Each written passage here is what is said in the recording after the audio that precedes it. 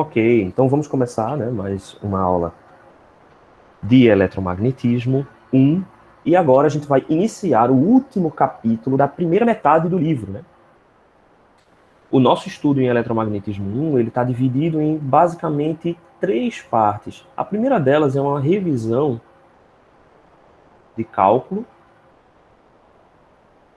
especialmente cálculo vetorial, né, aquele que vai ser importante para a gente nessa disciplina. E a primeira metade, que é aquilo que a gente vai avaliar na primeira VA, é o que a gente chama de eletrostática, que é a relação dos campos elétricos, do campo elétrico, do campo densidade de fluxo elétrico e dos campos escalares, ρV, que é a distribuição volumétrica de cargas, e o potencial elétrico V. Essas duas quantidades são campos escalares e estas duas quantidades são campos vetoriais. E a segunda parte do curso será magnetostática, que é novamente estas mesmas relações, só que com outras quantidades que são referentes ao campo magnético. Quando a gente estabelece, né, a eletrostática e a magnetostática, a gente pode então começar a estudar o que a gente chama de campo eletromagnético, né, que aí seria sim os campos que dependem do tempo. Então agora vai variar com o tempo.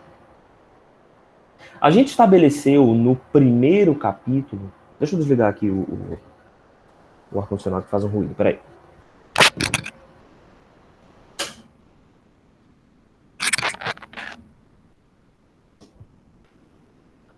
A gente estabeleceu no primeiro capítulo de eletrostática uma relação entre força elétrica, campo elétrico, potencial elétrico, né? A gente estabeleceu essas relações e a densidade de cargas. Isso tudo no primeiro capítulo. No segundo capítulo, a gente viu como é que se comportam essas leis para materiais que possuem permissividade relativa diferente de 1.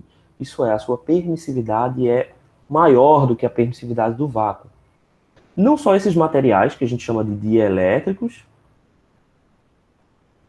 mas também os condutores elétricos perfeitos. E a gente viu que num condutor elétrico perfeito, a sua condutividade é infinita, e o campo elétrico dentro dessa região, por conta desta condutividade ser infinita, vai ser igual a zero. A gente também avaliou na última aula as condições de contorno entre duas regiões diferentes, né? Então, dadas duas regiões com permissividades diferentes, a gente consegue relacionar quais são as componentes de campo elétrico e de densidade de fluxo elétrico entre essas duas regiões. E entre duas regiões diferentes, a componente transversal do campo elétrico tem que ser igual. Então, a componente transversal do campo elétrico ela é igual entre as duas regiões. E a componente normal do vetor densidade de fluxo elétrico são iguais. Então foi isso que a gente viu até agora no nosso estudo de eletromagnetismo. O que a gente vai começar a ver, né, nesse terceiro capítulo? No caso é o sexto capítulo, né, mas é o terceiro da parte de eletrostática. A gente vê 3 capítulos na revisão, 3 capítulos em eletrostática e 3 capítulos em magnetostática, né? Finalizando aí todo o estudo do curso. O que a gente vai ver agora nesse capítulo de magnetostática? A gente vai estudar aquilo que a gente chama de condições de fronteira ou condições de contorno, ou a gente também pode chamar isso de problema de valor de fronteira. Ok. Por que que isso é interessante aqui para a gente, né? Em geral, quando a gente tem um problema, nós podemos ter, por exemplo, a definição do potencial em algum ponto. Eu sei o potencial em uma posição X qualquer. Deixa eu só escrever isso aqui melhor. Ah, droga. Eu tenho o potencial em uma posição X, que eu conheço, ou em uma região qualquer, e eu quero agora definir quem que é o potencial em todo o espaço. Então isso é comum. Por exemplo, quando eu tenho um cabo coaxial, como a gente começou a ver na última aula, né? O cabo coaxial ele serve para fazer blindagens, né? Então eu quero transmitir um sinal nesse condutor interno do meu cabo potencial. Então eu posso, por exemplo, colocar esse cabo potencial num potencial V0 qualquer. E eu vou aterrar a extremidade desse potencial. Então esses são os dados que eu conheço.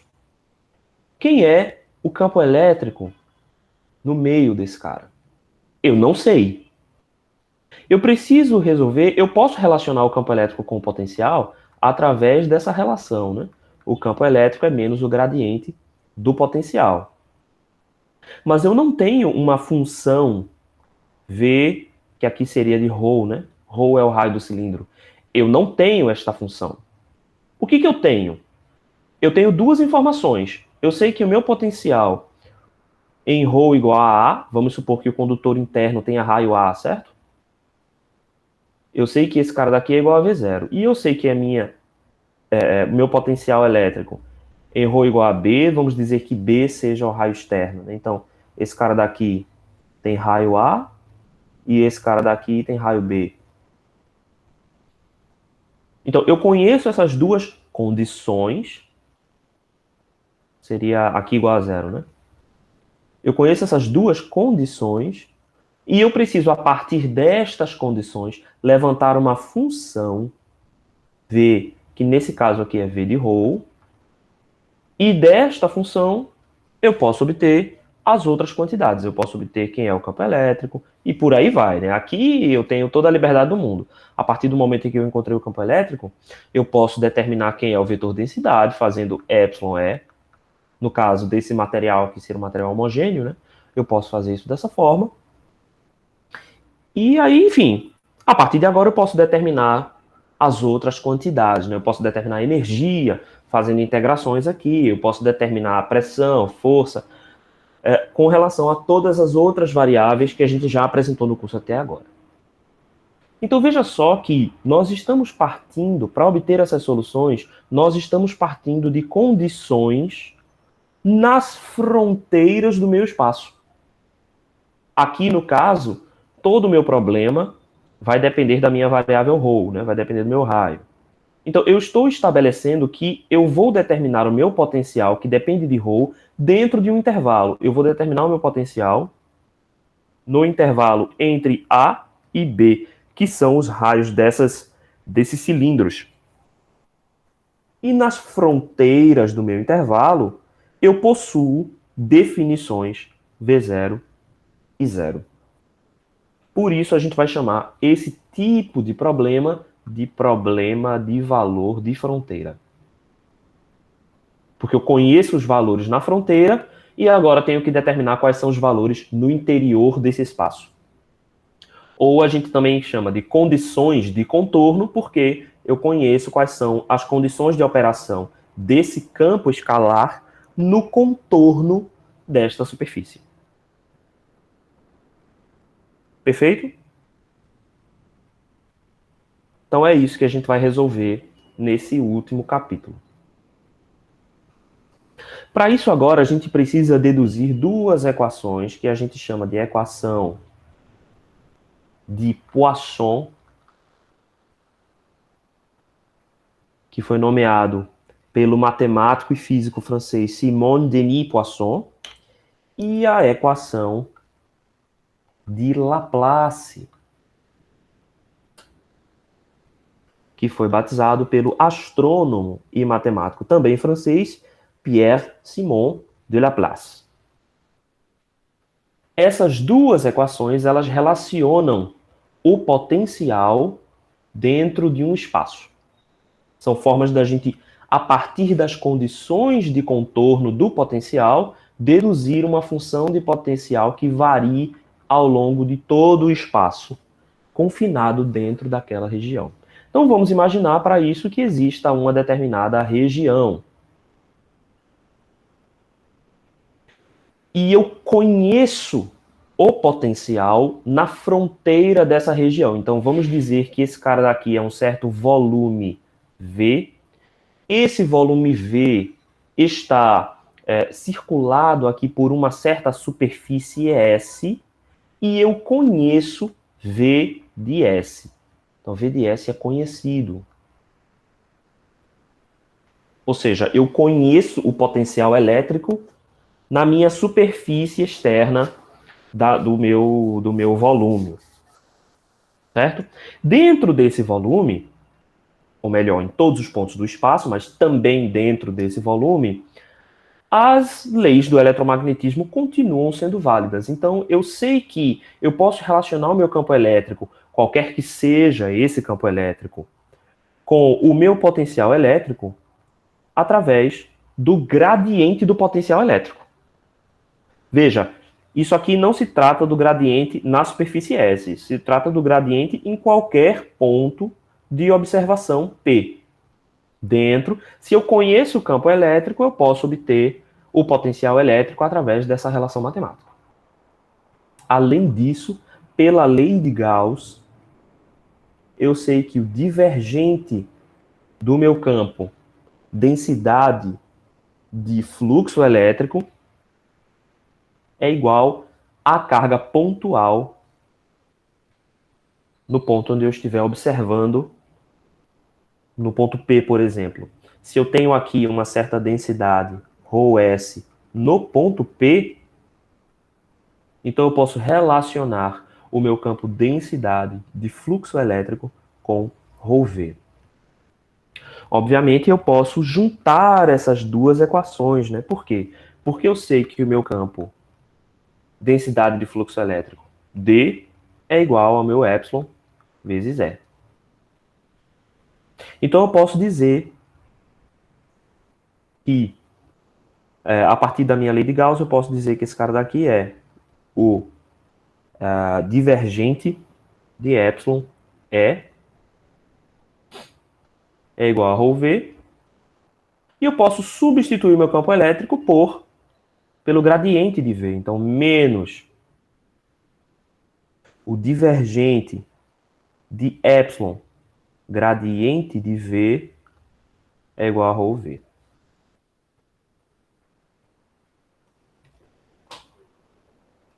Veja que aqui eu tenho uma equação que ela não é vetorial, certo? Essa equação aqui é uma equação diferencial.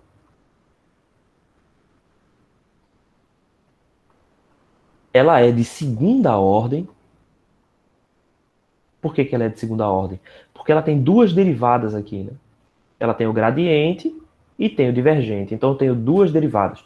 Portanto, essa equação é uma equação diferencial de segunda ordem. E ela só relaciona grandezas escalares. Ela relaciona a densidade volumétrica de cargas com o potencial elétrico. Então, além disso, ela é uma equação escalar. Isso é ótimo, porque significa que fica muito mais fácil de resolver tudo em equações escalares do que em equações vetoriais, certo? Então, a gente não precisa resolver problemas de cálculo vetorial. Como é, João? Então, a permissividade se mantém, né? Essa permissividade, ela pode ser de um meio isotrópico,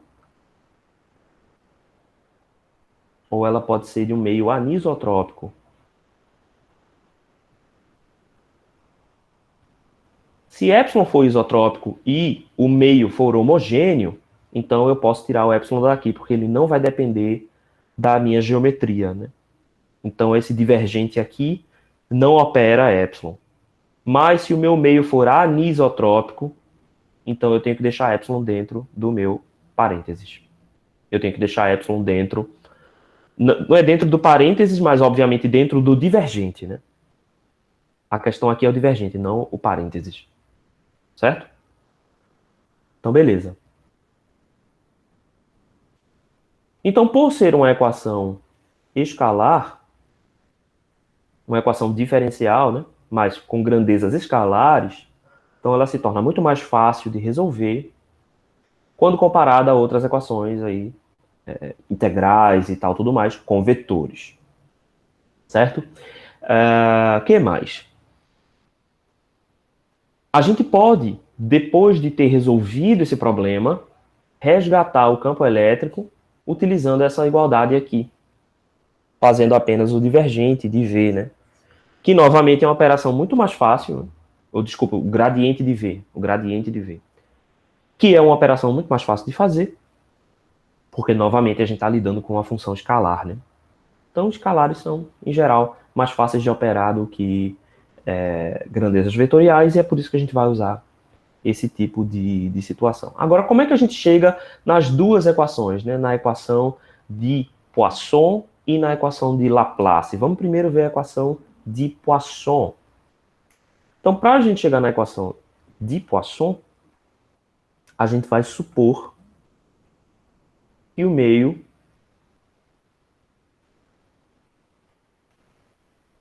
é homogêneo e isotrópico. Então, isso significa que o meu valor de epsilon, ele não muda com a geometria, ou seja, ele é igual em todos os pontos do espaço, e além disso, o vetor polarização P aponta na mesma direção do vetor E. Então, eu posso colocar esse epsilon para fora desse divergente. Então, eu posso reescrever essa equação como o divergente do rotacional. Divergente do rotacional, não. O divergente do gradiente de V é igual a menos ρV sobre epsilon. E a gente deve lembrar lá do capítulo 3 que o divergente do gradiente é o laplaciano. Então a gente pode tirar aqui esse vetor, né, da operação, uma vez que o resultado do laplaciano é um outro escalar, né? Então o laplaciano do potencial é igual a menos ρV sobre epsilon. Esta igualdade aqui é a equação de Poisson. E ela é válida para os pontos no espaço. Aliás, ela é válida para todos os pontos no espaço, certo? Todos os pontos no espaço, no volume que está confinado por essa superfície S. Como é que a gente chega agora na equação de Laplace? Se o meio é livre de cargas, então o que a gente vai fazer é resolver essa equação, mas com zero. Essa é a equação de Laplace.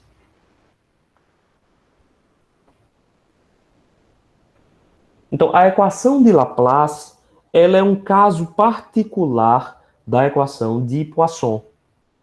A equação de Poisson, ela é válida em todos os pontos no espaço, e a equação de Laplace é um caso particular do meio onde eu não tenho cargas livres. O meio é livre de cargas, certo? O meio não tem cargas. Então, para esse caso particular, a gente utiliza a equação de Laplace. Como elas foram deduzidas independentemente, né, por dois matemáticos diferentes, então a gente dá nomes diferentes a esses casos particulares, mas tenha em mente que essas duas equações são iguais. E como ela se trata de uma equação diferencial, ela terá condições de contorno para que a gente consiga resolver esse problema. Por quê? Eu estou fazendo aqui uma derivada, certo? Então imagine que eu tenha uma certa função VI de x, né? X sendo uma posição qualquer no espaço.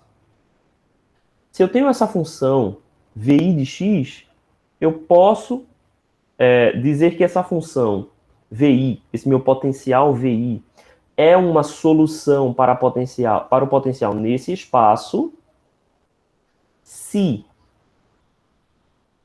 e somente se, então VI de x será uma solução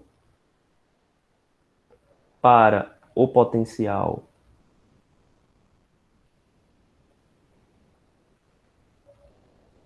no espaço, se e somente se o Laplaciano de V1 for igual à minha densidade menos ρv sobre epsilon em todos os pontos do espaço, em todo o volume V, e o meu V1 de S satisfaz o problema de valor de fronteira. Então, basicamente, como é que a gente vai resolver esses problemas? Como é que a gente vai encontrar essas soluções, né? Então, como é que a gente resolve o problema de valor de fronteira com a equação de Poisson ou de Laplace? Primeiro de tudo, a gente tem que resolver a equação diferencial ordinária, nesse ordem de ordinária. Então, a gente vai, primeiro de tudo, resolver essa equação diferencial. Essa é a primeira coisa que a gente tem que fazer. Quando a gente resolver a equação, nós vamos encontrar uma família de respostas, certo? Então, deixa eu só tirar uma dúvida. Quem está em eletromag, que é de elétrica, está no quarto período, não é isso?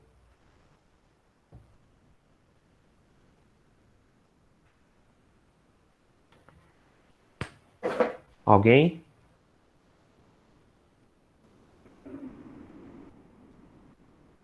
Na teoria, sim, né? Certo, então vocês estão no quarto período. O que significa que vocês estão cursando o cálculo 4, não é isso?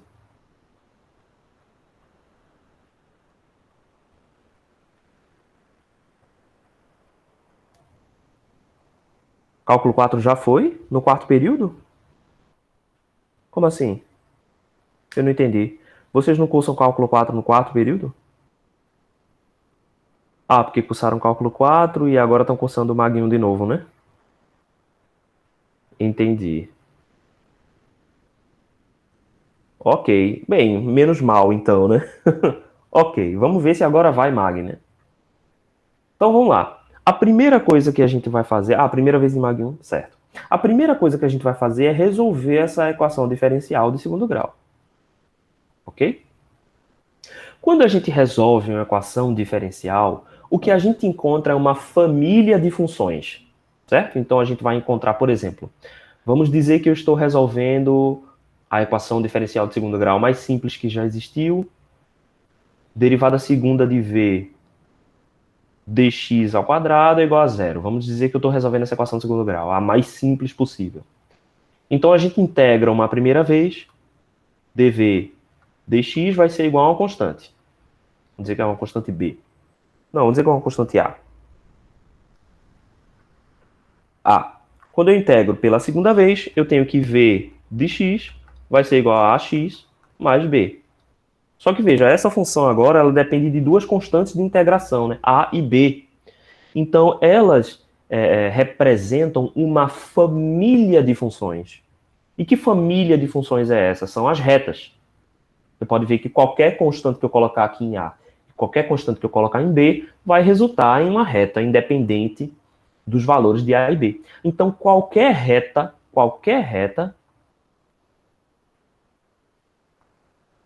aqui vai ser uma função afim, qualquer função afim satisfaz essa condição. Então, eu ainda não encontrei uma função, eu encontrei uma família de funções candidatas a resolver esse problema. Então, 2, o que eu posso fazer é, quer dizer, o que eu tenho que fazer agora é avaliar V de x nas regiões de contorno, né? Então, a gente vai avaliar V de x nas condições de contorno. Então, deixa eu escrever isso como nas condições de contorno. E dependendo da minha geometria, eu vou ter condições de contorno diferentes. E isso vai depender aí, obviamente, né, de como que eu estou ali, como que eu estou operando a minha região. Vai depender da minha geometria, da minha região. Vai depender das condições que eu possuo. Então, essas condições de contorno, elas podem tanto existir aqui, nesta igualdade, como podem existir nessa igualdade, certo? Então, as minhas condições de contorno terão de ser, nesse caso aqui, duas condições. Por quê? Porque eu tenho duas condições que eu não conheço, eu tenho duas constantes que eu não conheço, certo? E aí cada problema vai ter um número diferente de variáveis, né, de integração. E por isso você vai precisar de mais ou menos condições de contorno, dependendo do seu problema. E aí, o próximo passo é você encontrar o campo elétrico, se o campo elétrico for um dos objetivos, né, do seu cálculo, como sendo menos o gradiente do campo elétrico V. Você também pode encontrar o campo densidade de fluxo elétrico por epsilon. E aí você pode fazer, enfim, várias operações que você quiser. E por fim, você pode também obter com estas quantidades coisas mais, como é que eu posso dizer?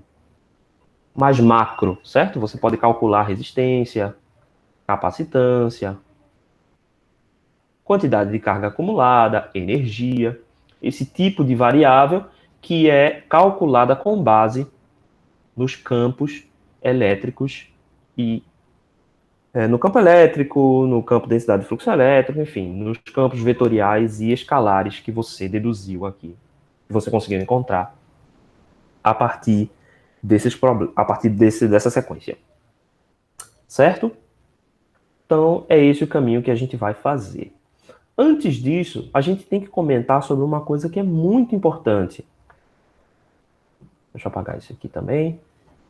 Que chama-se unicidade.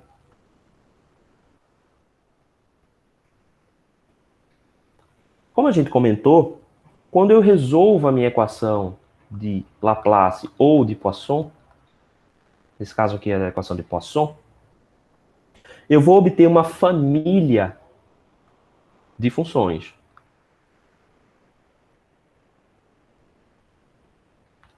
Se eu vou obter uma família de funções, eu tenho infinitos candidatos a resolver essa equação aqui. Só que eu estou interessado em encontrar apenas um candidato. Eu estou interessado em encontrar apenas uma função, V1 de x, x sendo vetor posição aqui em todo o espaço, mas eu estou interessado em encontrar um único candidato e que esse único candidato seja a resposta ao meu problema. Então, como é que a gente vai atacar esse problema, né? Como é que a gente vai atacar? A gente vai usar um teorema que a gente chama de teorema da unicidade, que é o teorema que garante que haverá apenas uma resposta para esse meu problema, para essa minha solução. A gente vai provar a unicidade utilizando um tipo de prova que a gente chama de prova absurda, né? Que é a prova por absurdo ou a prova absurda é quando a gente supõe algo que é errado, a gente supõe a nossa contra-hipótese e prova que a contra-hipótese está errada, certo? Então, é isso que a gente vai fazer. Então, vamos supor novamente que exista lá o meu volume V. E esse volume V é contornado por uma superfície S, e V de S é conhecido. Nós queremos provar, a gente quer provar que o potencial só admite uma solução dentro desse volume. Para isso, nós vamos colocar uma contra-hipótese. E qual vai ser a nossa contra-hipótese? Né? A gente vai dizer que existem duas funções, então vai dizer que seja V1 de x e V2 de x, que satisfazem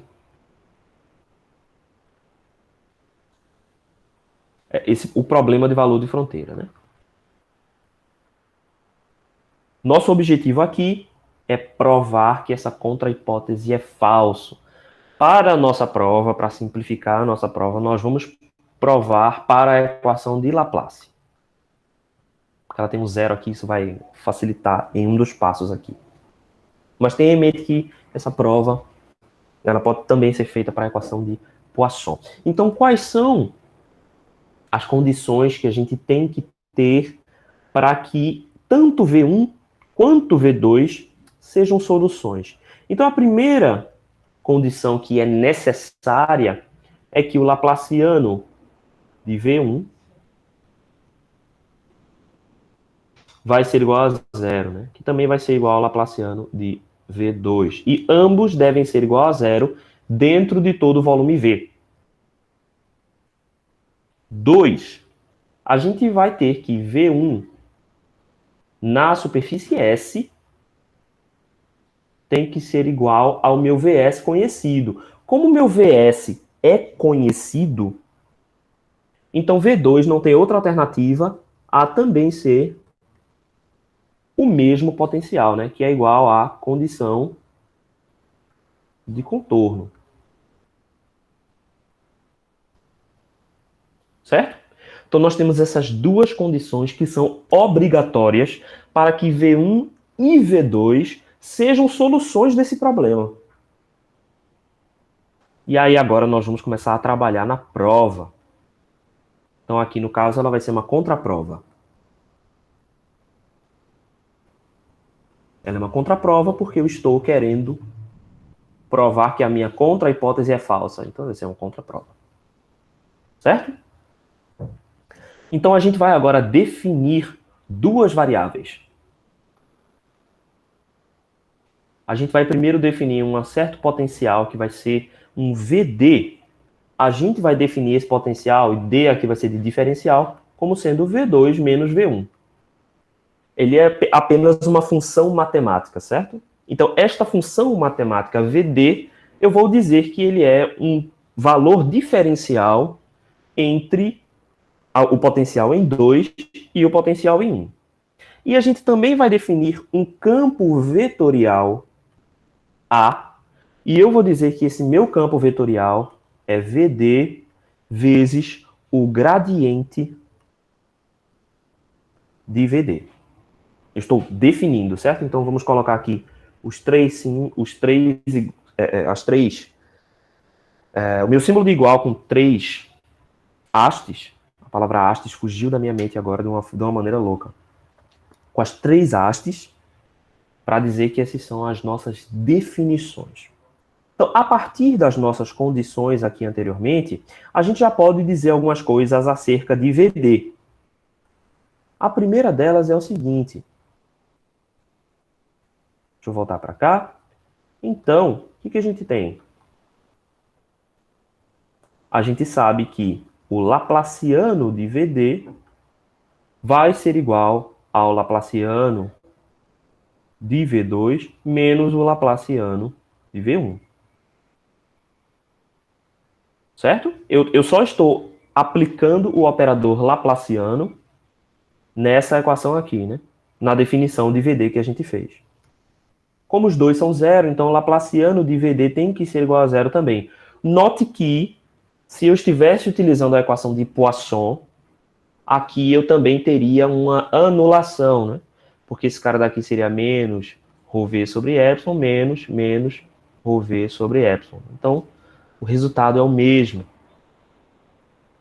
Mesmo se eu estivesse utilizando a equação de Poisson, eu também obteria o laplaciano do meu potencial diferencial é igual a zero.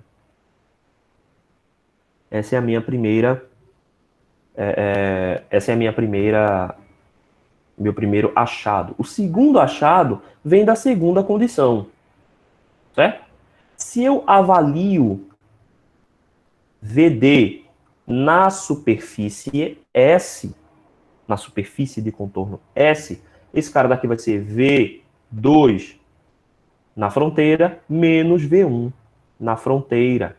E a gente já sabe que, como a condição de fronteira é dada, ela tem que ser igual para V1 e V2, senão uma das duas não seria a solução, né? Então, para que as duas sejam soluções, eu preciso que V1 de S seja igual a V2 de S, o que implica que a minha avaliação de VD em S deve ser também igual a zero. Então, eu consegui condições de contorno para VD, percebe?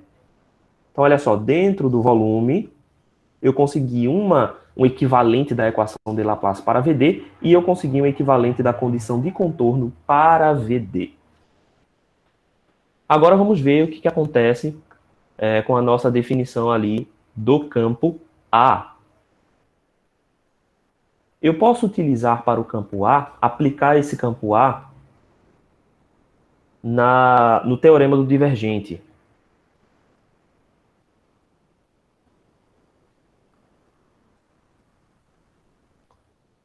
Então, vamos aplicar o teorema do divergente para o vetor A dentro desse espaço. Então, a gente sabe que o divergente de A... Opa! A gente sabe que se eu integro o divergente de A em todo o volume, esse cara daqui vai ser igual ao fluxo de A na superfície S.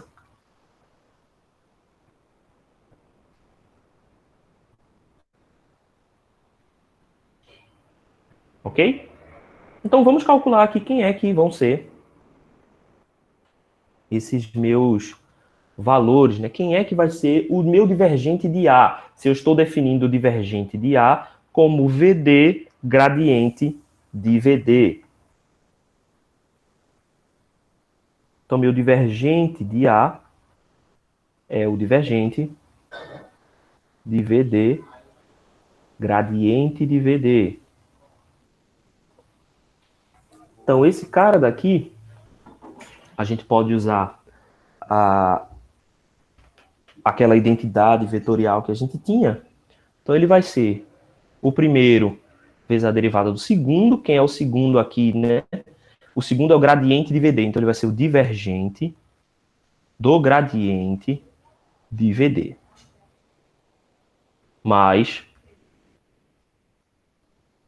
o gradiente do primeiro, gradiente de VD, vezes o segundo, que é o gradiente de VD.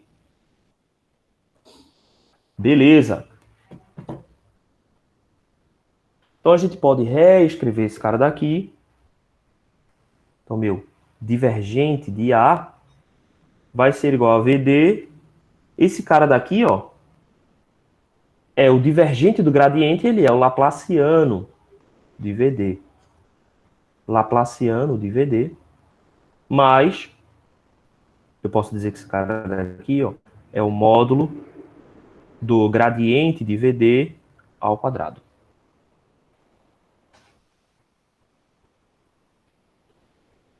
Beleza? Só que a gente sabe, por essa condição aqui, né, essa primeira condição que está aqui nesse então, que o Laplaciano de VD é igual a zero. Então, a gente sabe que esta quantidade aqui é igual a zero, que é o Laplaciano de VD. Então, a gente agora já pode substituir naquela primeira equação por a integral no volume do divergente de A. Então, aqui no caso vai ser o divergente de A vai ser substituído pelo gradiente ao quadrado de VD integrado ao longo do volume é igual à minha integral na superfície S do vetor A. Quem que é o meu vetor A? VD. Gradiente de VD. Então, esse cara daqui é VD. Gradiente de VD. ds ao longo de uma superfície fechada.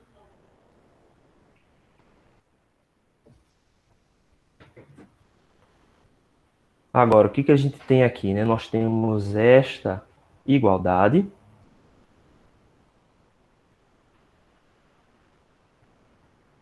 O que é que nós sabemos? Essa igualdade aqui do lado direito, ela é igual a zero.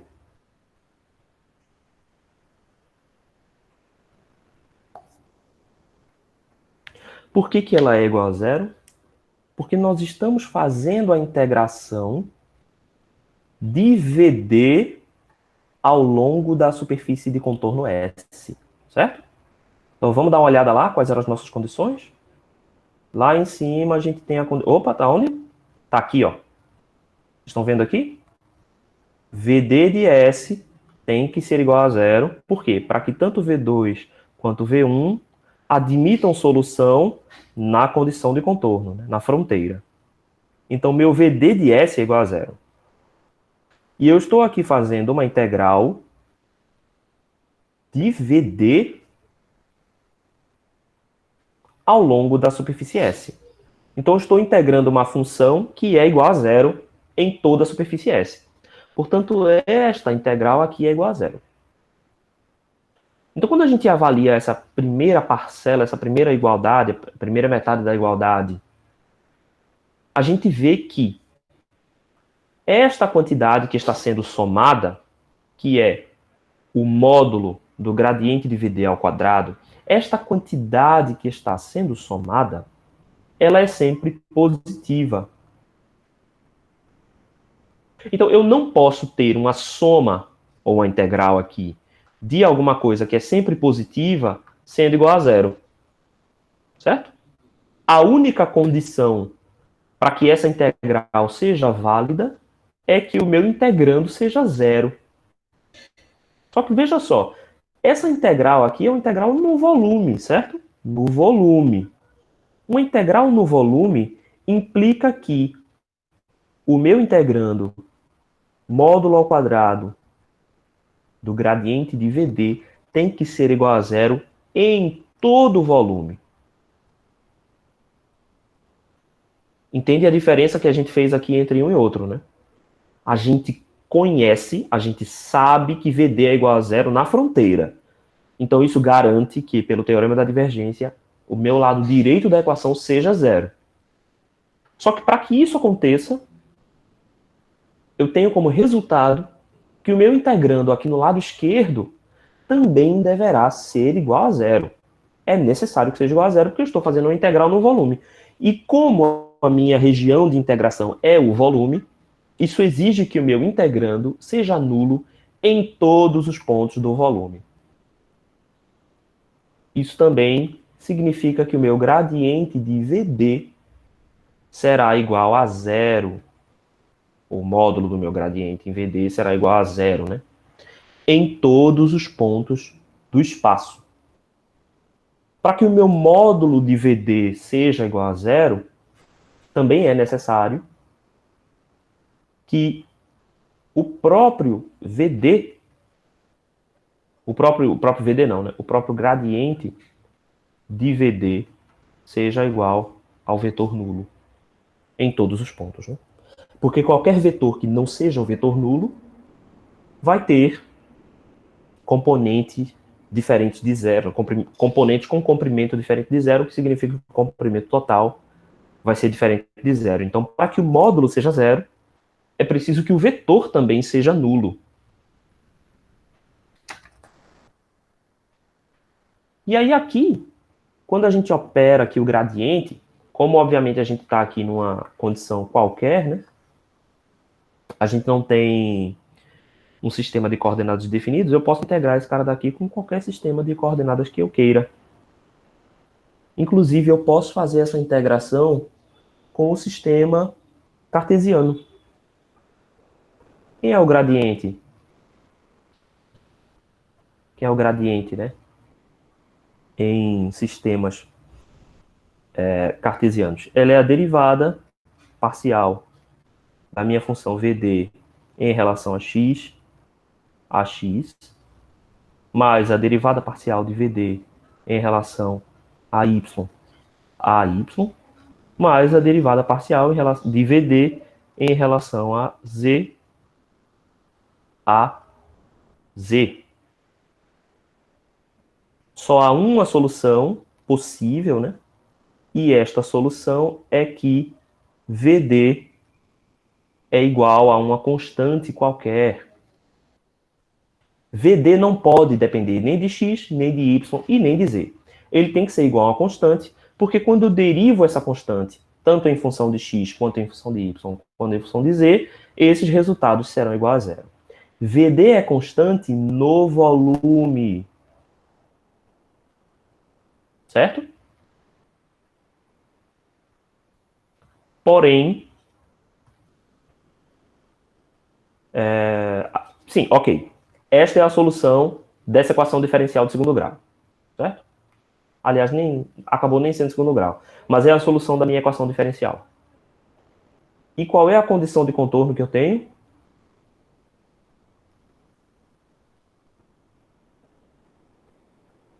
A condição de contorno que eu tenho é VD de S igual a zero.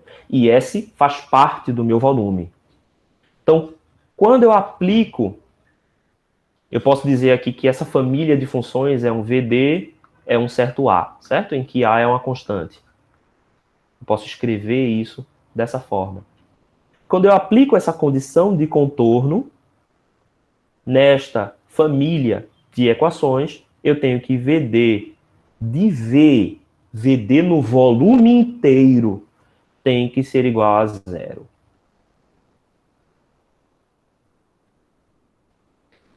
Da nossa definição de VD, que está em algum lugar lá aqui, da nossa definição de VD, VD é igual a V2 menos V1. Então, voltando aqui, ó, VD no volume é V2 menos V1. E, obviamente, agora a gente sabe que V2 é igual a V1.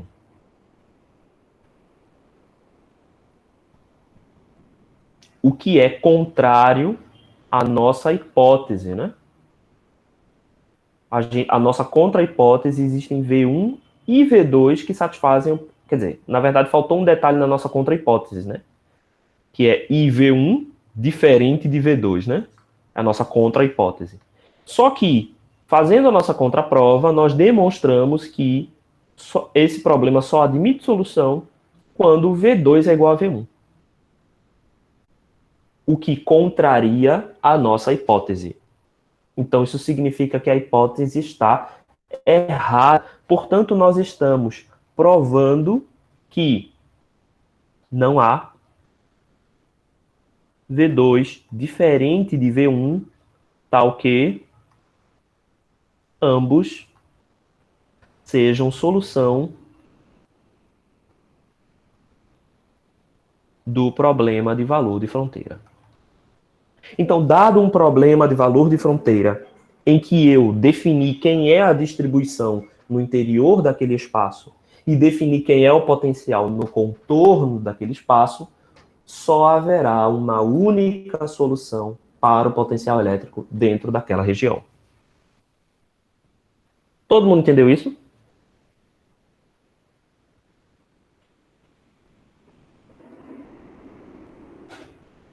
É legal, né? Eu acho essa prova bem legal. Por mais que é, a gente não vai usar essa prova, ela é apenas uma prova, né? Mas para a gente lembrar de que haverá apenas uma solução dentro daquela região, certo? Então, haverá apenas uma solução dentro da região e esta é a razão pela qual isso acontece. Então, agora a gente já pode resolver problemas, né? Que é basicamente isso.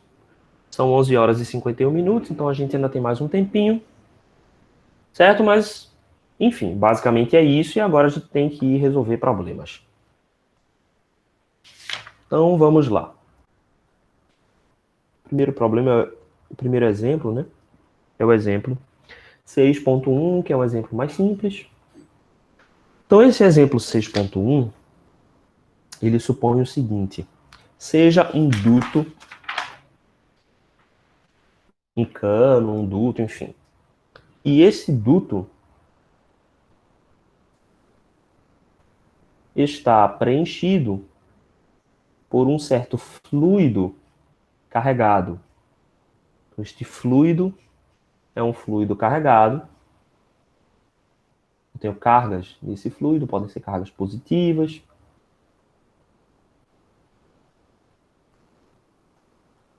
E eu quero fazer movimentação nesse fluido. Eu quero fazer com que essas minhas cargas se movam, certo? E aí eu aplico então uma diferença de potencial entre esses dois eletrodos. Vamos dizer que a minha diferença de potencial seja uma diferença de potencial V0, então eu vou dizer que o potencial nesse ponto aqui é V0 e o potencial aqui é zero. Lembrem-se que o potencial elétrico ele não é uma grandeza física existente no universo. Ele é apenas uma grandeza escalar matemática que foi definida para facilitar o cálculo do campo elétrico. Este sim é uma variável física real, certo? Então, o potencial elétrico ele é apenas uma abstração, tá? Que foi criada para a gente conseguir descrever problemas com ferramentas matemáticas melhores. Então a gente pode definir. Se eu sei que há uma diferença de potencial, eu posso simplesmente dizer que o potencial aqui é zero, o potencial aqui é V0 e pronto. Ok? Eu estou definindo esse ponto aqui como sendo o meu zero. Obviamente aqui, se eu tenho uma superfície constante em zero e uma outra superfície constante em V0 do lado contrário, o meu problema ele pode ser simplificado utilizando apenas uma variável. Digamos que essa variável seja a variável z aqui, e eu estou avaliando esse efeito numa distância d. Então eu posso colocar a minha origem aqui e posso colocar o meu d aqui. Essas definições são bastante importantes, porque se eu defino o contrário, por exemplo, então eu ensino o sinal negativo aqui na minha equação, né? No meu resultado final. Então eu vou definir assim, mas tenham em mente que essas definições são arbitrárias, certo? Então, beleza. O que mais que tem aqui?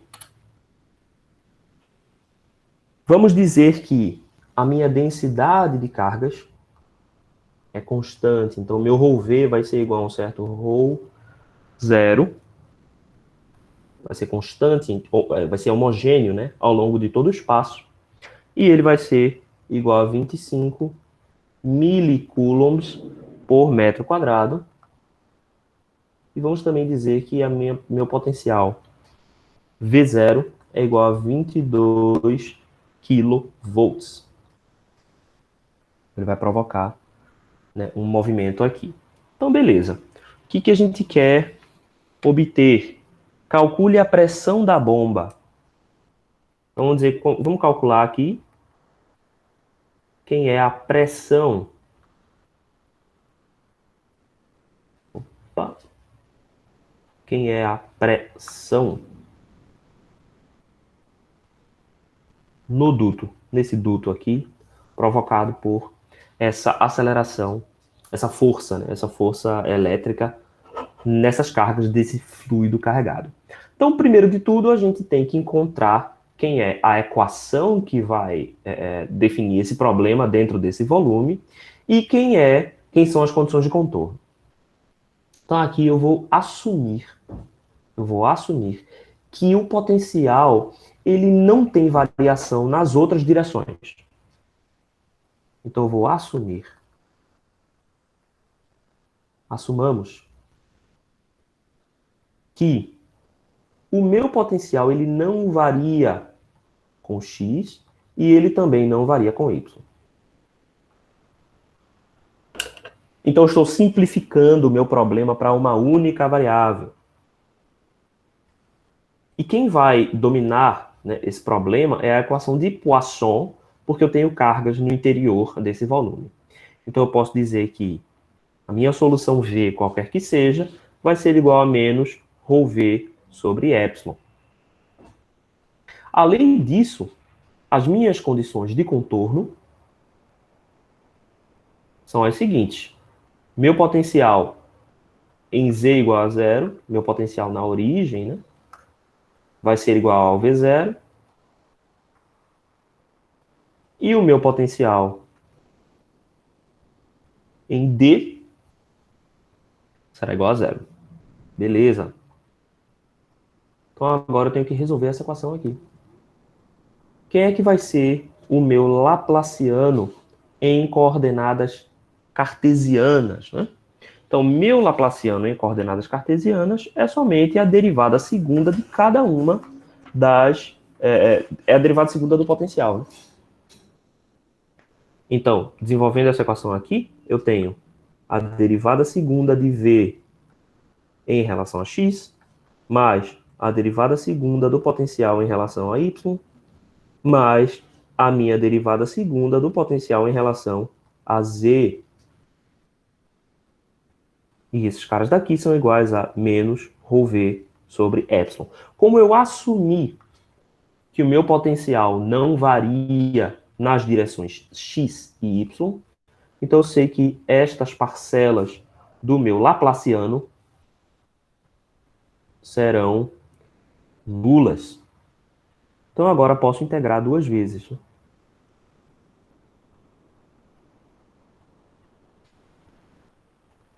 Menos ρv sobre epsilon. Então, integrando a primeira vez, eu tenho que a derivada do potencial em relação a z vai ser igual a menos ρv sobre epsilon vezes z, mais uma certa constante de integração, que eu posso chamar de a. Integrando pela segunda vez, eu já encontro uma família de funções v de z, e vai ser igual a menos ρv sobre epsilon z ao quadrado, aí aqui vai ter um 2, né? Mais AZ mais B. Esse Z ficou horroroso de feio, vamos lá.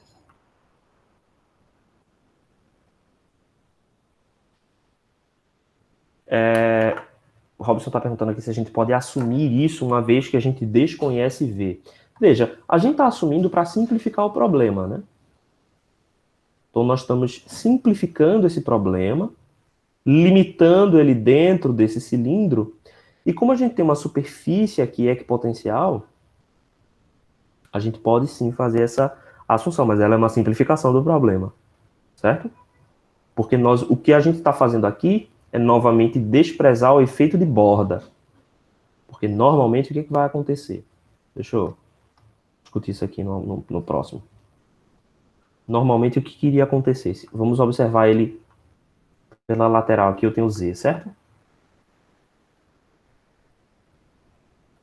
Se eu tenho a diferença aqui de potencial, as minhas linhas de campo, eu vou ter uma linha de campo aqui central, certo? Mas as outras linhas de campo, para além da borda, vão começar a fazer esse tipo de movimento aqui, né?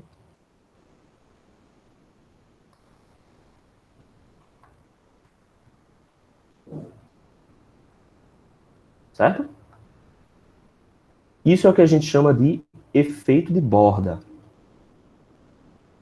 Eu estou supondo que eu estou avaliando o campo aqui numa região dentro desse volume. Estou desconsiderando esse efeito de borda aqui. Em geral, quando eu tenho um epsilon relativo alto, a maior parte do fluxo do campo vai de fato passar por onde eu tenho o meu epsilon mais alto. Mas isso é uma aproximação que está desprezando esse efeito aqui, que a gente chama de efeito de borda. Exatamente igual a gente fez no capacitor, que é um capacitor aqui. Certo? E aqui nesse problema específico ainda tem uma outra questão, né? A gente tem aqui o confinamento dessas partículas dentro do duto. Então eu não posso ter uma partícula saindo do duto. Minhas partículas têm que se movimentar com uma velocidade média na direção z. Então isso também reforça a simetria desse problema aqui. Na verdade não é uma simetria, mas tipo uma independência desse problema com as variáveis x e y. Beleza?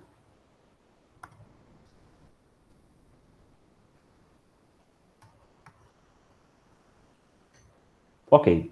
Então a gente obteve esta solução aqui. Agora a gente precisa avaliar esta solução nas condições de contorno. Então a primeira condição de contorno, a melhor de todas para se avaliar, é sempre na origem. Então na origem eu já anulei aqui duas componentes, duas parcelas da minha soma. Então esse cara daqui vai ser igual à minha tensão V0, que é a minha primeira condição de contorno. Então daqui eu já encontrei uma das minhas constantes, né? Quem eu tenho que determinar aqui são as constantes A e B. A minha outra condição de contorno, deixa eu colocar aqui só avaliando na condição de contorno. Então a gente obteve esse cara daqui. E a segunda condição de contorno é V em D. E V em D a gente pode encontrar como sendo menos ρV sobre 2ε d ao quadrado mais AD mais V0, tudo isso aqui é igual a zero. E eu estou tentando encontrar A, né? Então eu posso dizer que meu AD é igual a ρV d ao quadrado sobre 2ε menos V0. Então, minha segunda constante, a constante A, vai ser igual a ρV vezes D sobre 2ε menos V0 sobre D.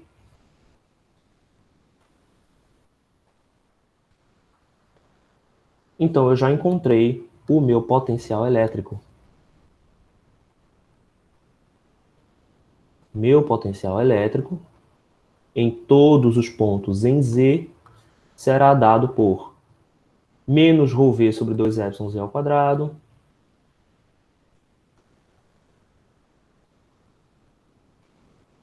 mais AZ, não era isso?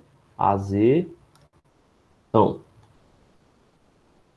ρV D sobre 2ε menos V0 sobre D, Z, mais V0 igual a zero. Então esse cara daqui é o meu potencial elétrico. Só que o problema quer a pressão, né? A pressão nesse duto. Como é que eu posso obter a pressão no duto? A minha pressão é dada pela força dividida pela área, né? A área é S. Então eu preciso obter essa força e preciso obter a área S, ou ao menos alguma relação entre a força e a área. Então, para isso, primeiro de tudo, eu preciso encontrar o campo elétrico, porque aí do campo elétrico eu consigo encontrar a força. E aí depois eu tento encontrar alguma relação aí entre a força e a minha área é S. Então, primeiro de tudo, vamos encontrar o campo elétrico.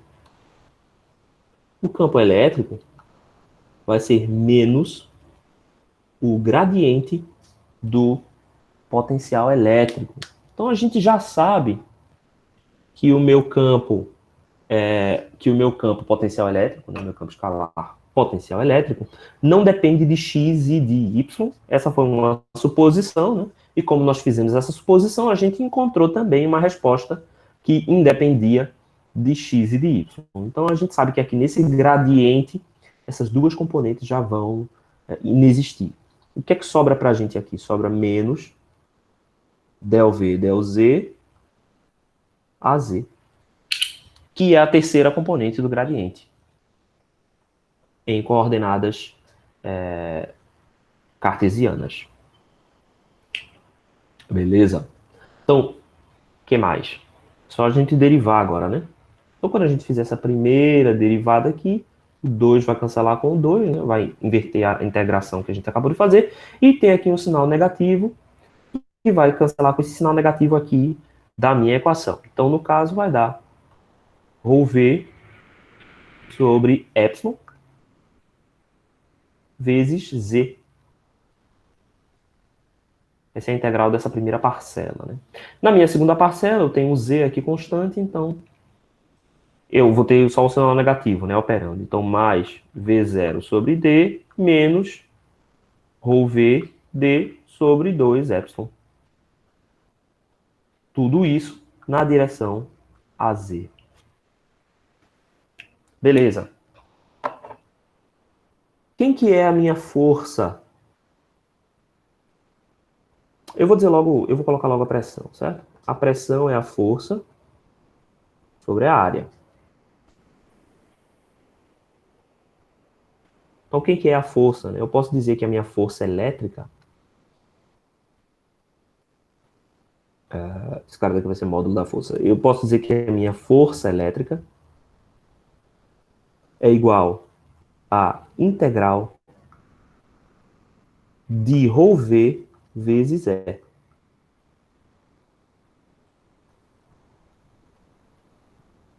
ao longo do volume.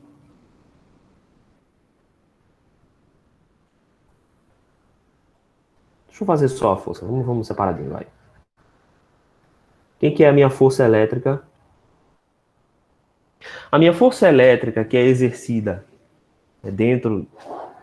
Eu posso dizer que ela é Q vezes E, né? Beleza. Só que a minha força líquida vai ser, então, a integral da minha densidade vezes o meu campo elétrico E ao longo de um volume dV. Então, a minha densidade volumétrica é ρ0, ela é constante, então ela sai da integração em relação ao volume.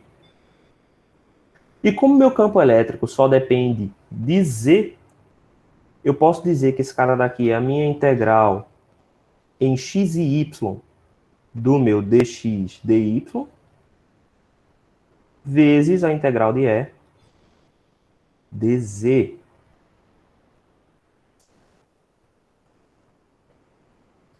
Então esse cara daqui, ó, é a minha área S. É a minha área S. Portanto, a minha pressão exercida aqui será igual ao meu F sobre S, é ρ0, integral de E dz.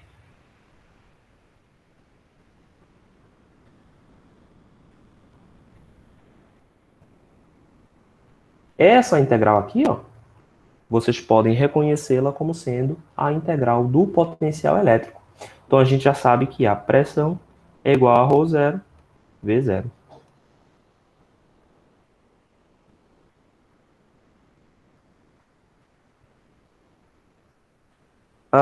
Rho, aqui você está falando o quê? Existe alguma diferença entre ρV? Quem é ρZ aqui? Eu coloquei ρZ em algum lugar? Você quis dizer ρV e ρ0? Ah, não, não tem diferença. A gente definiu lá no início o V igual a rho zero.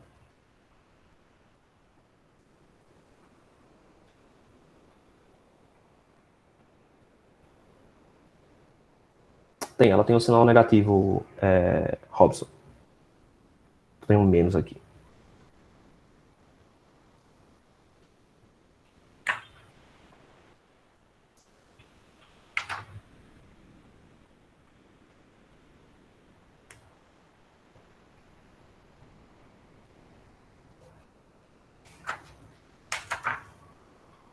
Beleza?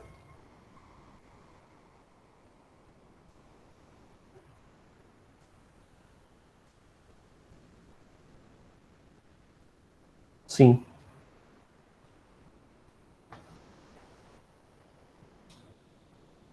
Virou ρ zero na força porque ρ V é constante, certo? E igual a ρ zero. Foi uma das nossas definições. A gente definiu lá no início que ρ V é igual a ρ zero.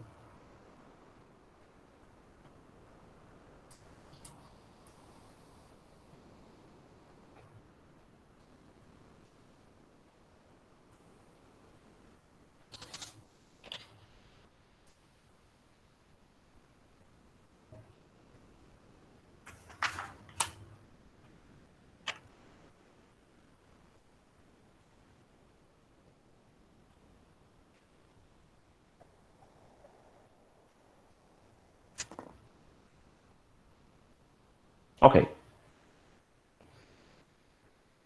Vamos lá, próximo problema.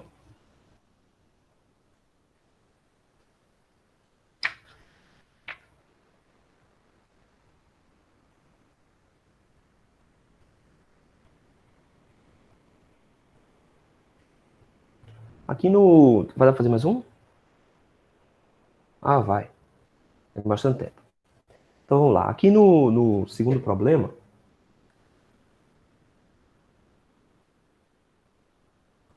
no exemplo 6.2, o que a gente tem aqui? A gente tem a seguinte distribuição, né?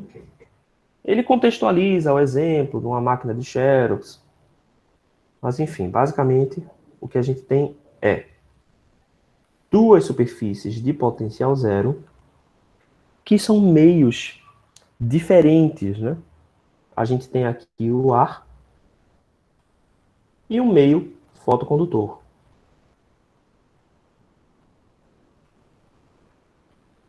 E eles têm permissividades elétricas diferentes. Aqui vai ser ε1 e aqui vai ser ε2. Então, são dois meios que são separados por uma superfície carregada. E esta superfície carregada possui uma densidade de cargas ρS. Beleza? Então, aqui, o problema quer que a gente faça o quê? Determine o campo elétrico em todos os pontos do espaço.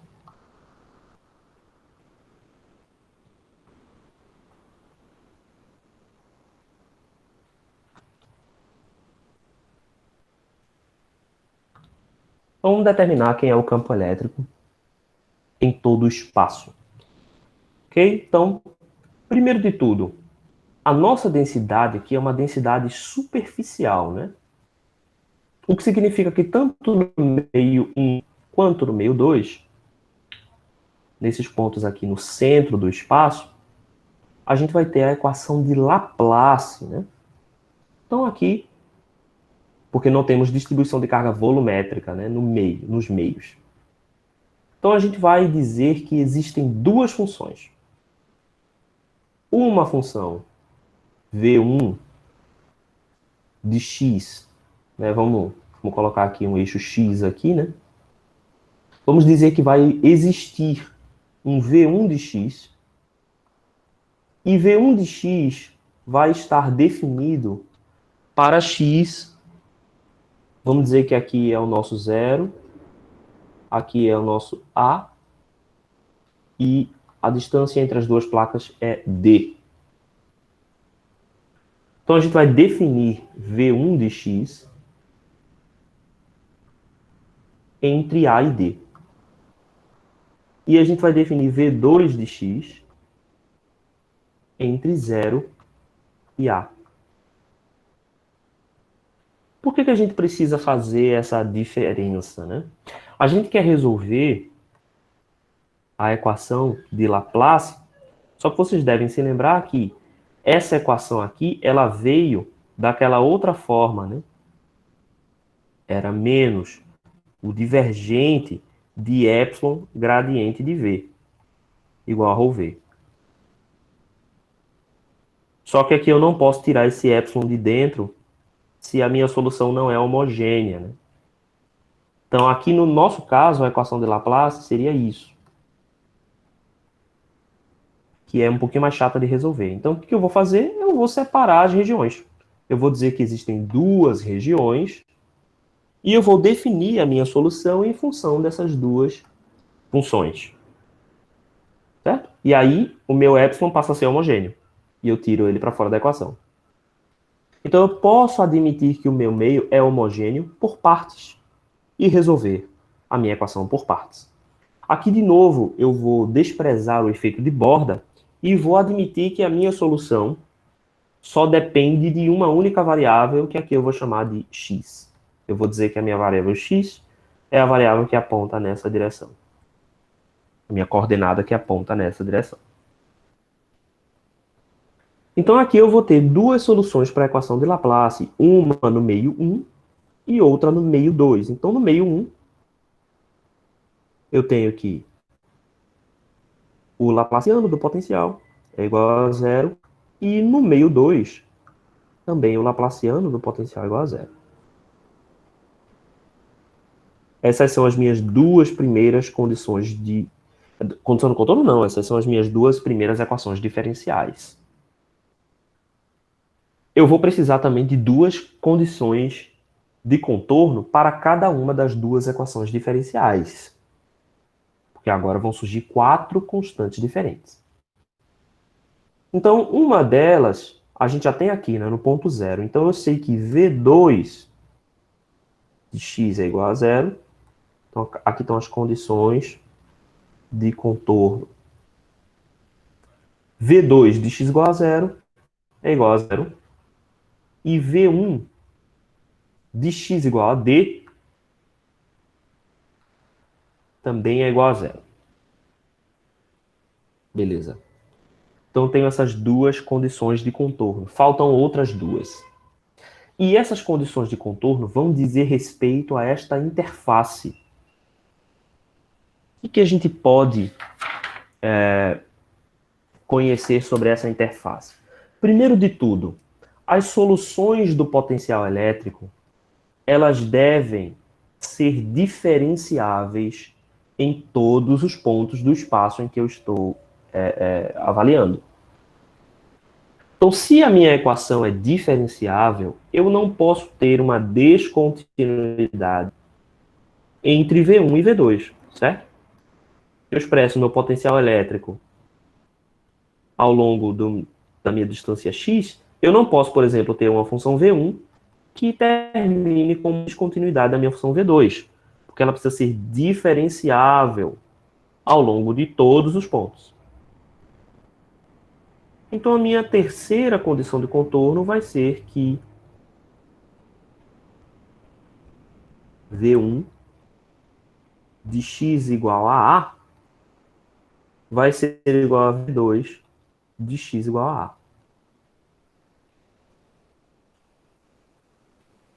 Isso é necessário para manter a minha diferenciação ao longo de todos os pontos. E a minha última condição de contorno, ela vai ser obtida através da lei de Gauss num cubo que faça parte das duas regiões.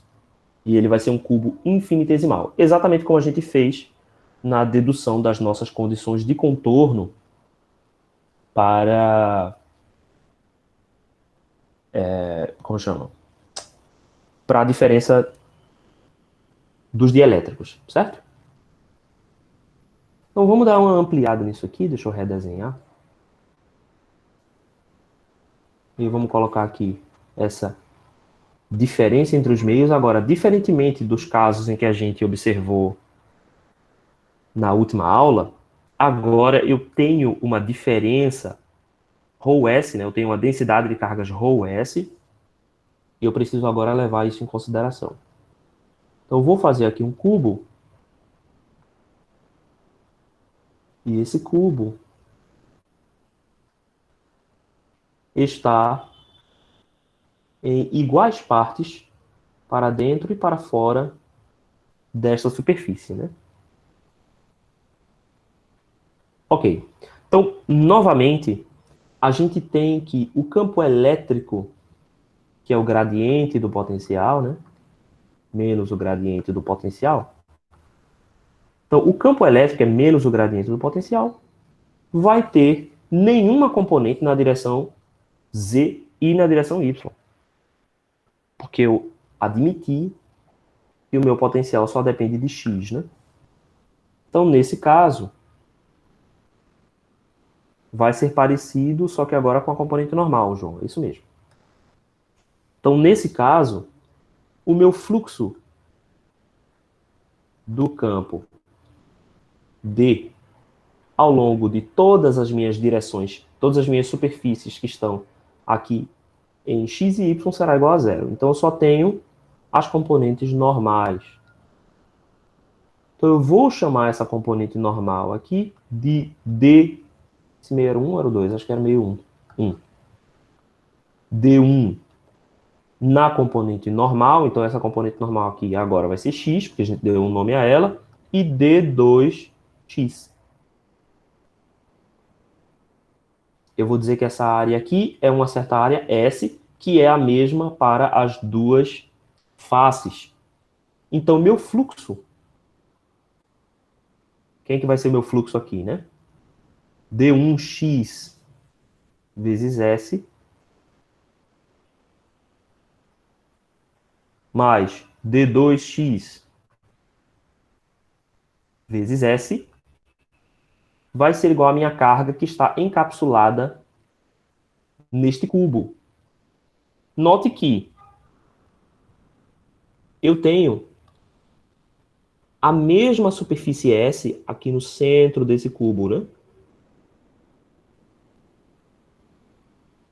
Então, quem é a minha quantidade de carga na integração dessa área, né?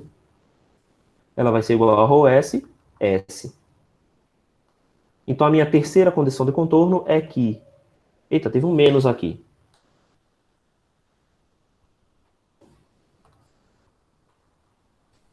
Por que que teve um menos, né? Teve um sinal de menos porque o meu D2x está entrando no volume, né? Aqui, menos D2x. Faltou esse menos aqui. Então, D1x menos D2x é igual a ρS.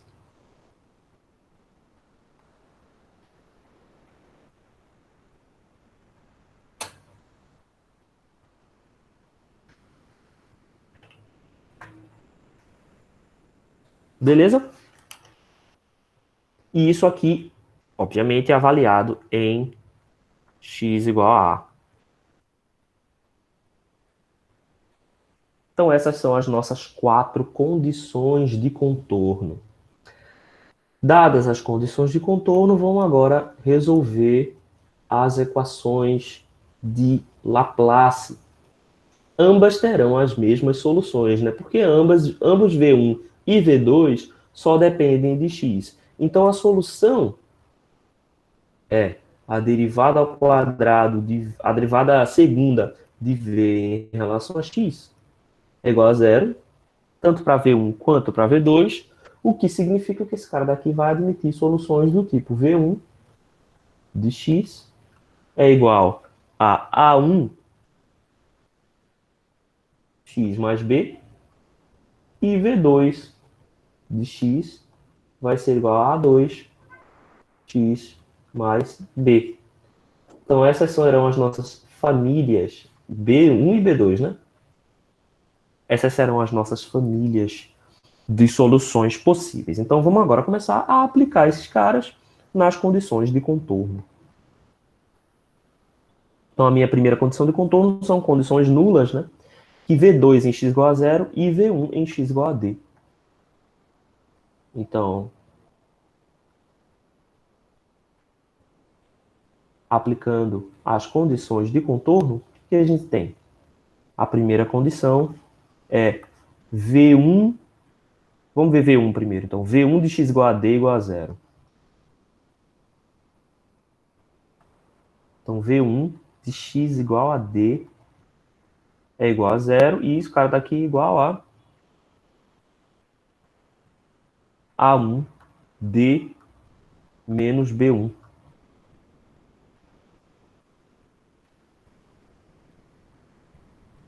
Daqui a gente consegue encontrar o valor de B1. Né? Então, portanto, B1 vai ser igual a A1D.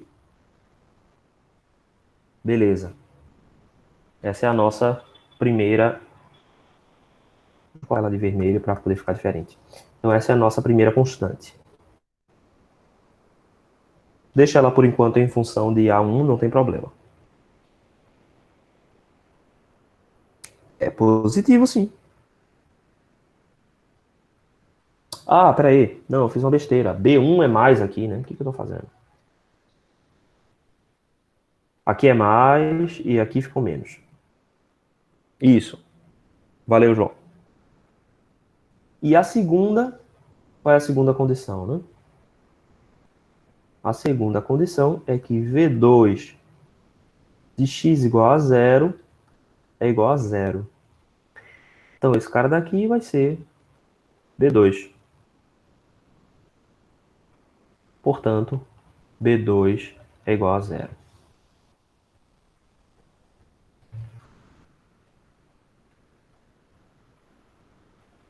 Beleza. Agora a gente vai avaliar na terceira condição. Então, a terceira condição é que as duas são iguais em A para manter a continuidade do potencial elétrico. Então, V1 em x igual a A, V2 em x igual a A são iguais. Então, o que eu tenho aqui? V1. Deixa eu pegar outra cor.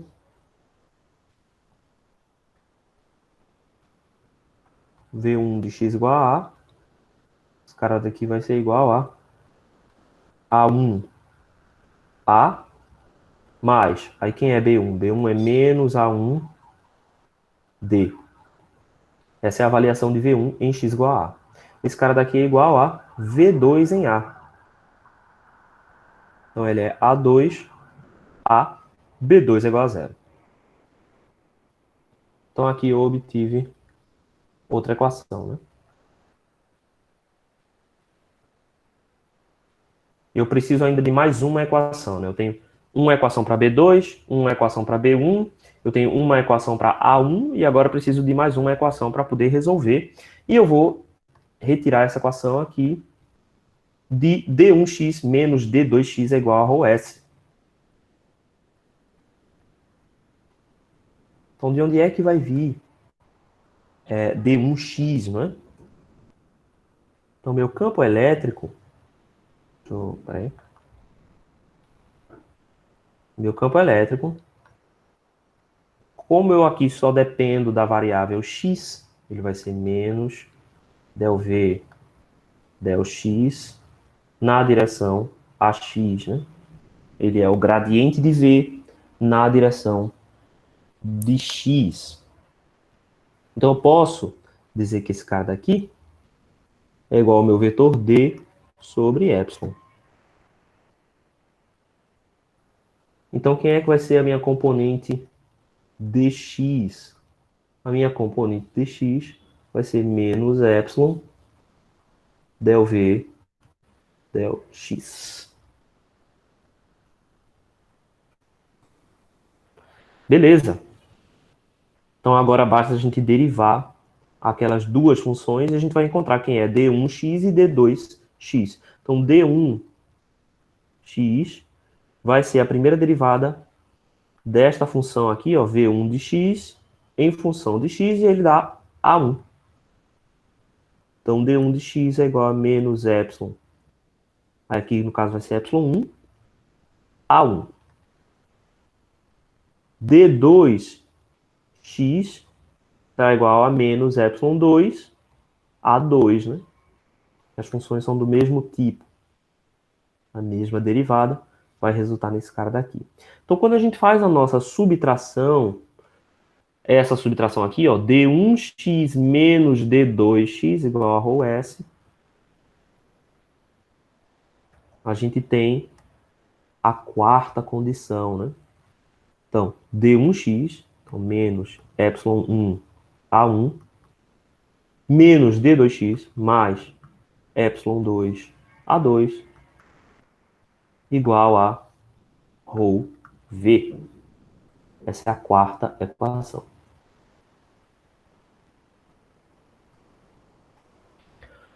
Agora vamos parar para pensar numa coisa aqui. Quem é que vão ser os campos elétricos, né? Que são os meus, enfim, meu resultado final. O meu campo elétrico, ele vai depender só... Eu posso obter meu campo elétrico a partir do dx, né? Se meu d1x é menos E1A1 e meu d2x é menos E2A2, então eu só preciso, na verdade, obter A1 e A2. Eu não preciso obter B1. Eu só preciso obter A1 e A2. Então eu posso agora abandonar essas duas primeiras equações e continuar com essas duas últimas aqui, para encontrar quem é A1 e A2. Porque quem é que vai ser meu campo elétrico aqui, né? Meu campo elétrico na região 1 vai ser igual a d1x sobre epsilon. Então, ó, eu estou tirando meu epsilon aqui. Então, vai ser menos a1 ax. Eu posso também observar isso diretamente aqui, né? Diretamente do meu gradiente de V. E o meu campo elétrico é 2, vai ser igual a menos a2 ax.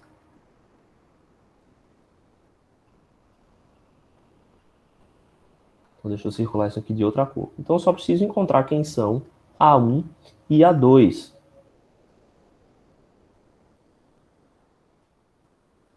Então, vamos fazer isso agora.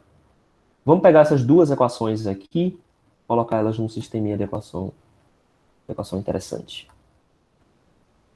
Então, meu primeiro, o que eu tenho? Eu tenho A menos D para A1, não é isso? Ah, preto. A menos D, A1. O que mais? A menos D, A1. Menos A, A2 igual a zero.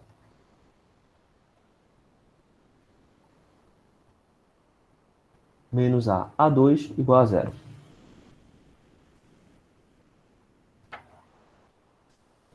E quem é a minha outra equação? A minha outra equação está aqui, né? É justamente essa, no cantinho aqui. Então, menos epsilon 1 A1 mais epsilon 2 A2 igual a ρ V. Então, agora a gente só precisa resolver esse problema aqui. E a gente encontrou quem são os campos elétricos E1 e A2 nesses pontos. Então, aqui é só usar aquela regrinha do determinante, que aqui vai ser mais simples, né? Já que a gente está lidando com determinantes só de ordem 2. Então, é fácil. Então, A menos D menos epsilon 1 menos A epsilon 2. E no numerador a gente tem... Aqui, como a gente está fazendo para A1, a gente vai substituir, né? Então, 0 ρV menos A epsilon 2. Beleza. Então, no numerador, a gente tem só a diagonal inversa. Então, vai ser menos esse cara daqui. Então, A ρV. E no denominador, a gente tem A menos D vezes ε2 menos A ε1.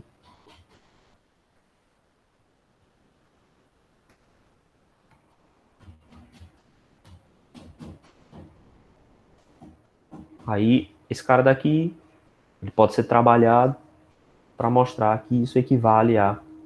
Aliás, ρ V não, né? Não é ρ V, é ρ S.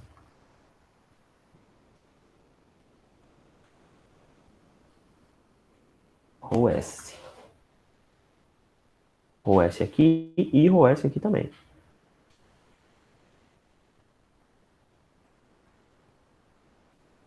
ρ S. Deixa eu ver. Eu escrevi ρ V em algum lugar antes. Ah, já escrevi aqui, ó, para ir. ρ S. Quando veio para cá, veio como ρ V. Não, não, não, não. ρ S.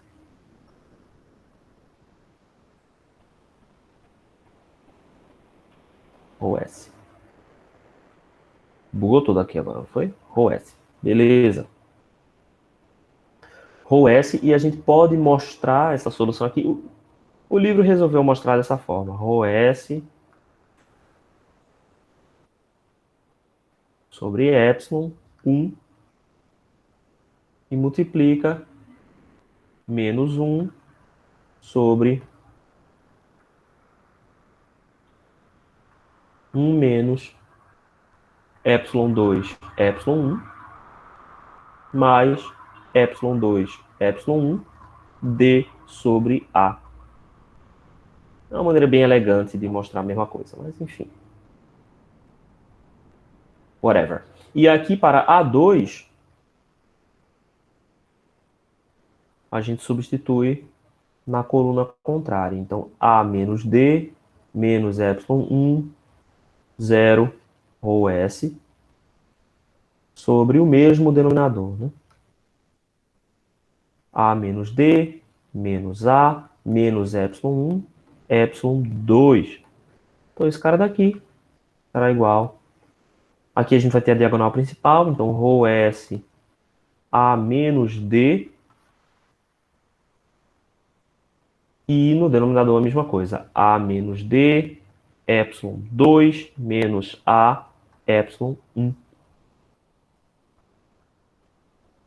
E a gente pode expressar essa quantidade como ρ S sobre ε1, que multiplica D sobre A menos 1 sobre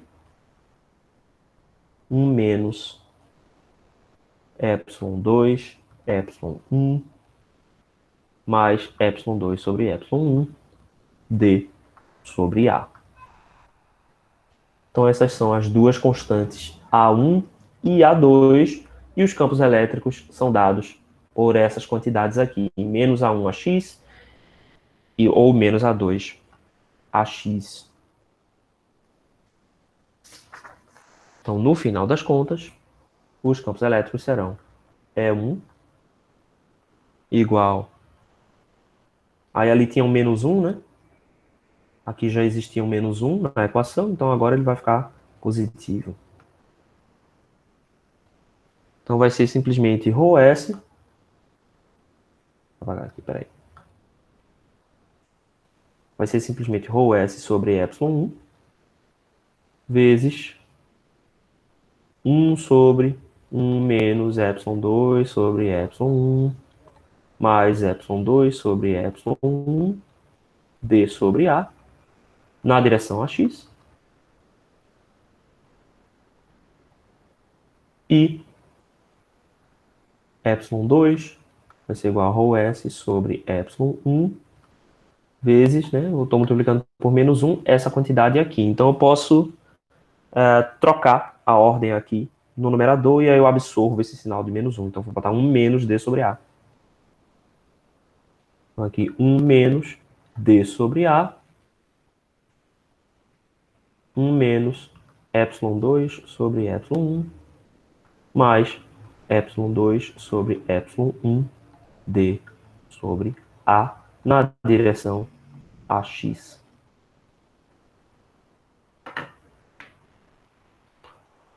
Beleza, pessoal?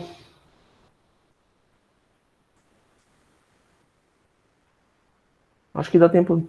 Acho que dá tempo da gente fazer mais um, né? Na próxima aula a gente continua. Quer dizer, a gente faz mais um e na próxima a gente continua, né? Vamos lá.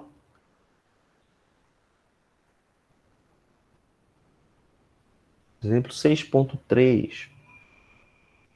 Um exemplo com cilíndricas. Então agora a gente tem o quê?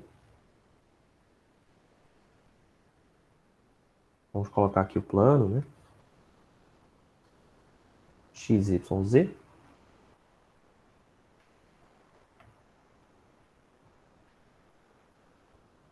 E nós vamos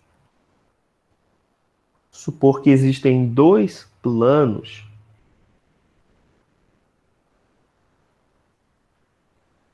que estão carregados a um certo potencial, né? Que estão a um certo potencial. Então a gente vai dizer que existe um plano em φ igual a 0 graus. E esse plano vai ter potencial igual a zero. E o plano φ igual a π/6 vai ter um certo potencial diferente de zero. Aqui ele está colocando 100 volts. Beleza. Determine o potencial e o campo elétrico entre os planos.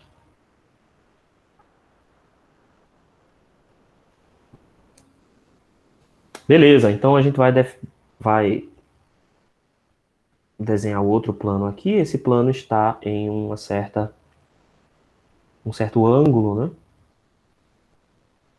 O cara daqui é φ igual a zero e o potencial aqui é 0 volts. E esse cara daqui está em φ igual a π/6 e o potencial aqui é de 100 volts. Beleza, aí ele pede para a gente definir quem são o campo elétrico e o potencial elétrico dentro desta região. Esses semiplanos aqui são dois semiplanos infinitos, certo? Mas nós temos um problema aqui. Lembre que o potencial precisa ser contínuo? O nosso problema está na origem. Então a gente vai supor... Por quê? Porque na origem os dois planos iriam se encontrar, né? E aí a gente tem uma indefinição na origem. A gente vai resolver esse problema simplesmente retirando a origem do nosso volume em que a gente está solucionando o nosso problema. Então a gente vai definir o nosso potencial para esta região cilíndrica, né? Então qual vai ser a região em que a gente vai definir o nosso potencial elétrico? A gente vai definir para um Z qualquer. Então eu vou dizer que meu Z vai de menos infinito até mais infinito. O meu φ, obviamente, vai ser definido entre 0 e π/6, mas o meu raio Rho vai ser definido só para valores maiores que zero. E eu vou supor que existe uma fenda, uma separação. Vou fazer de outra cor aqui. Vai existir uma fenda infinitesimal. Uma separação infinitesimal ali, certo? Entre esses dois planos. Novamente, eu vou ignorar o efeito de borda ao redor dessa fenda. E eu vou supor que o meu campo elétrico, o meu potencial elétrico, são bem comportados dentro dessa região. Então agora, se a gente parar para observar, o nosso potencial elétrico vai existir em linhas circulares ao longo desses dois planos. E em qualquer ponto que eu escolher, essa linha vai partir de um potencial igual a zero para um potencial 100. Então, nesse caso aqui, por conta da nossa simetria cilíndrica, o potencial elétrico depende apenas de φ. Então, a derivada do potencial com Z é igual a zero. E a minha derivada do potencial com relação ao raio também é igual a zero.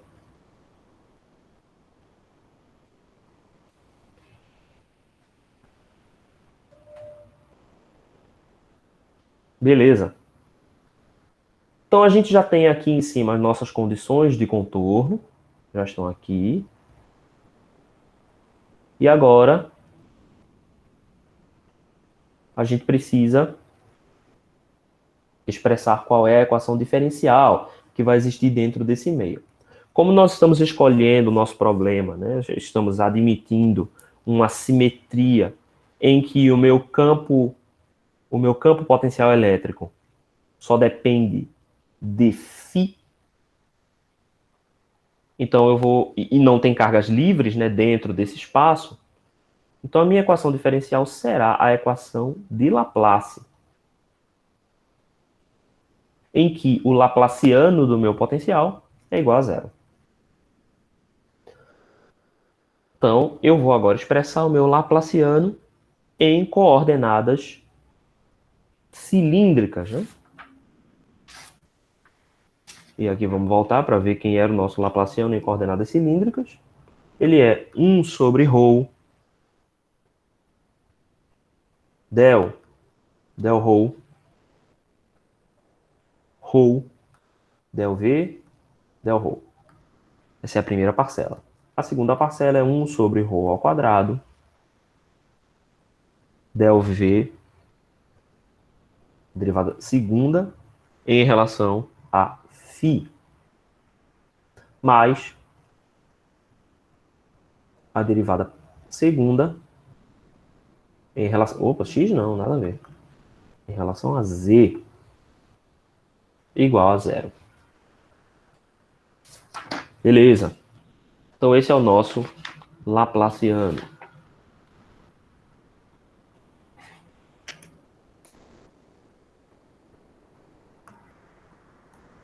O que mais? A gente admitiu que, pela simetria do nosso problema, nós não tínhamos dependência com o raio e não tínhamos dependência com z. Então essas duas parcelas são iguais a zero. A gente também admitiu que o meu raio jamais é igual a zero, né? Meu raio é maior do que zero. Então isso significa que eu posso passar esse raio aqui multiplicando para o outro lado, porque eu não tenho nenhuma explosão do raio igual a zero aqui, né? Então eu posso dividir pelo raio, não tem problema algum. E eu posso passar multiplicando. Então, quando eu passar multiplicando, a influência do raio desapareceu desse laplaciano. Então resta-me apenas a derivada parcial do potencial em relação a φ igual a zero, que também irá resultar na mesma família de soluções. Então, meu potencial será Af mais B. E agora a gente vai aplicar as nossas condições de contorno. A primeira condição de contorno é que a tensão em φ igual a zero é igual a zero. Isso vai resultar em B igual a zero.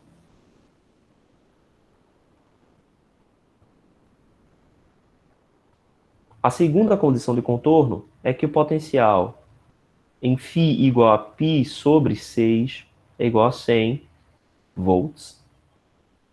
Então, a gente sabe que 100 é igual a A vezes π sobre 6. Portanto, A é igual a 100 sobre π sobre 6.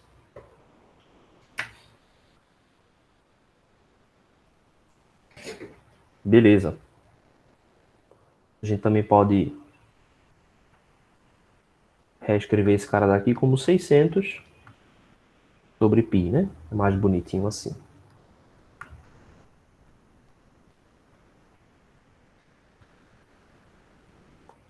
Ok. Então a gente tem os nossos valores de B e de A. Portanto, a gente já consegue escrever quem é a função do potencial dependente de φ, e ela é 600 sobre π vezes φ. Essa é a minha solução para o potencial elétrico dentro da região. Quem vai ser então o campo elétrico? O campo elétrico é igual a menos o gradiente de V. Então, aqui o gradiente de V, a única componente que vai ser não nula é a componente em φ, e ela é menos 1 sobre ρ dV dφ na direção Aφ.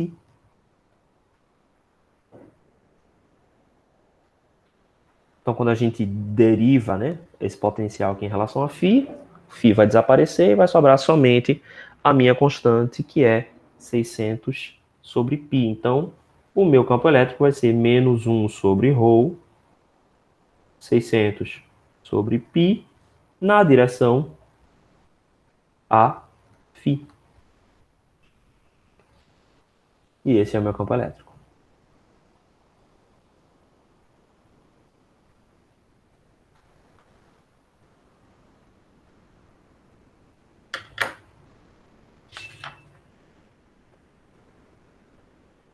Beleza?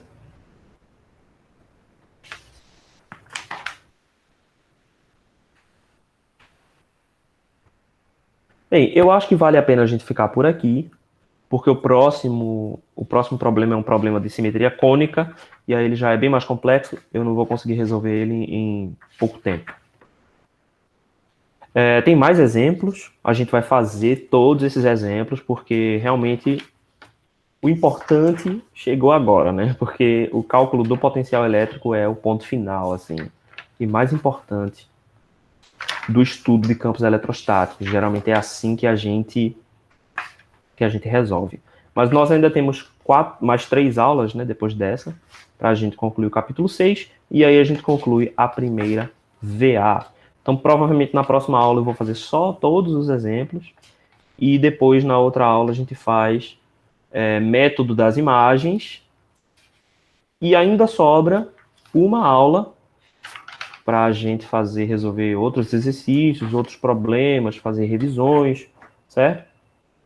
Mas na contabilidade aí dos nossos horários nós estamos bem. A gente está tá bacana, tá legal.